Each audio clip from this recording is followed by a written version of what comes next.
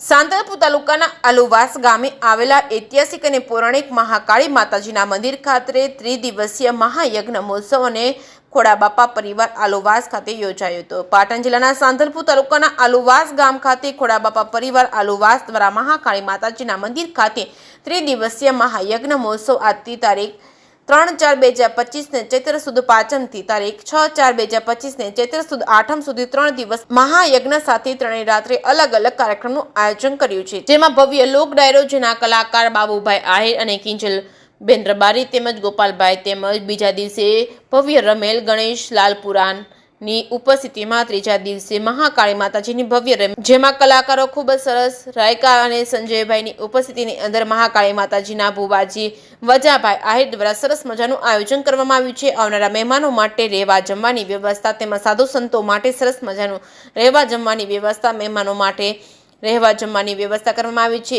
51 કુંડી મહાયજ્ઞ યોજાઈ રહ્યો આ પ્રસંગે સમગ્ર ચોરાડ પંથકના લોકો મોટી સંખ્યામાં ઉપસ્થિત રહ્યા હતા। પાટણ જિલ્લાના સાંતલપુર તાલુકાના આલુવાસ ગામે આવેલ ઐતિહાસિક અને પૌરાણિક મહાકાળી માતાજીનો અનોખો મહિમા છે। પરચાધારી જગ્યાની અંદર દર માસે આઠમના દિવસે યજ્ઞ ભોજન ભજન સાથે કાર્યક્રમ યોજાય છે। માતાજીની જે કોઈ પણ વ્યક્તિ માંદા રાખે તે મનોકામના પૂર્ણ થાય છે। હજારો પરિવારો માતાજી દ્વારા પારણા બંધાવી આપવામાં આવ્યા છે। મહાકાળી માતાએ દૂર દૂરથી ભાવિ ભક્તો એ દર્શન કરવા આવે છે। માતાજીનો ઇતિહાસ તમે એકવાર મહાકાળી માતાના દર્શને જશો તો તમને જાણવા મળશે અને માતાજીના અનેક પરચાઓ ભક્તોને આપેલા છે।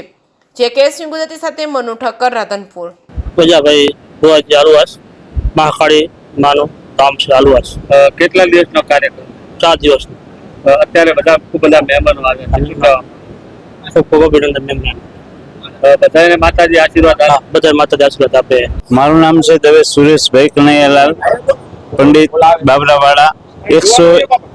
151 કુંડી મહાયજ્ઞ જે મહાકાળી ધામ આલુવાસ મુકામે રાખેલ છે એના આચાર્ય પદે મહાકાળીની દયાથી મહાકાળીની કૃપાથી આચાર્ય પદ મને પ્રાપ્ત થયું છે અને આ ભવ્યથી ભવ્ય અતિ ભવ્ય કાર્યક્રમ 4 દિવસનો છે। આજે શોભાયાત્રા ધારાવાડીનો પ્રોગ્રામ હતો।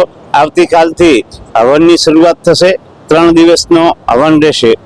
4, 5 અને 6 તારીખ ચોથા મહિનાની એ મોટો 151 કુંડીનો મહાયજ્ઞ આવતીકાલથી ચાલુ થશે અને આ મહાકાળીનો પ્રતાપ એવો છે। આ અમારો વિસ્તાર છે એ ચોરાડ વિસ્તાર કહેવાય છે। ચોરાડ વિસ્તારની અંદર અમારા મહાકાળી માના ઉપર બહુ માણસોને બહુ શ્રદ્ધા છે અને અમુક માણસોના જે અશક્ય કામો હતા એ અશક્ય કામો પણ માતાજીએ પૂરા કર્યા છે। અસાધ્ય રોગો પણ માતાજીએ મટાડ્યા છે અને આ ચોરાડ વિસ્તાર એના સિવાય પણ ઘણા બધા માણસો દર આઠમના દિવસે અજવાળી આઠમ હોય તે દિવસે દર આઠમે હજારોની સંખ્યામાં માણસો અહીં આવે છે, માતાજીના દર્શન કરે છે અને દર આઠમે ભોજન પ્રસાદની વ્યવસ્થા પણ રાખેલી હોય છે। 4 થી 5 હજાર માણસો દર આઠમે આવે છે અને મહાકાળી માનો ઇતિહાસ એવો છે કે જ્યારે ખોડાબાપા એ વખતે ગૌધન ચરાવતા અને પાવાગઢ બાજુ એ લોકો ગયા હશે ગાયો લઈ અને ચરાવવા માટે। એ વખતે ત્યાં આદિવાસીએ આમની ગાય મારી નાખી હતી ત્યાંના લોકલ માણસોએ, તો આમને પણ અમે ગાયને બચાવવા માટે થઈ એમની સાથે ઝઘડો થયો એટલે જે કંઈ સામે સ્થાનિક માણસો હશે એમને પણ આ લોકોએ માર્યા હશે, એના હિસાબે એમને જેલમાં પૂર્યા હતા અને એ વખતે ખોડાબાપાએ માતાજીને અરદાસ કરી કે માતાજી અમે તમારા પટમાં આવ્યા છીએ, તમારા વિસ્તારમાં આવ્યા છીએ, તમારી ભૂમિમાં આવ્યા છીએ અને અમને આટલું દુઃખ શેના માટે પડે છે। એટલે એ વખતના જે કાંઈ જેલર હશે અથવા રાજાશાહી હશે તો રાજાને માતાજીએ સપનામાં આવીને કીધું કે ભાઈ આ માણસો નિર્દોષ છે, એમને તમે છોડી મૂકો અને એમને છોડી મૂક્યા। પછી જ્યાં ગાયો હતી ત્યાં આવ્યા ત્યારે એક 16 વર્ષની કન્યા ચૂંદડી ઓઢી અને માતાજીના સ્વરૂપે આવ્યા અને એમને હાથોહાથ ત્રિશૂળ આપ્યું। આજે પણ માતાજીના મંદિરની અંદર એ ત્રિશૂળ આજે પણ 3જી પેઢી છે પણ માતાજીના મંદિરની અંદર એ ત્રિશૂળ આજે પણ હયાત છે અને વિશ્વ કલ્યાણની ભાવનાથી આ 151 કુંડી મહાયજ્ઞનું આયોજન કરેલ છે અને અત્યારે હાલની તારીખમાં વજાભાઈ ભુવાજી એ ભુવાજી તરીકે અહીં સ્થાપિત છે અને લોકોની સેવા પણ કરી રહ્યા છે અને સરસ કાર્ય કરી રહ્યા છે। આ જગ્યા કઈ જગ્યાએ? આ જગ્યા સાંતલપુર તાલુકો, પાટણ જિલ્લો અને આલવસ ગામ છે. આ ગામનું નામ આલવસ છે અને મહાકાળીનું ધામ છે.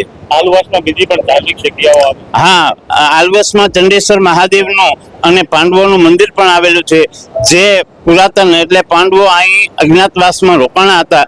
એ વખતે અમને ચંડેશ્વર મહાદેવની સ્થાપના કરી.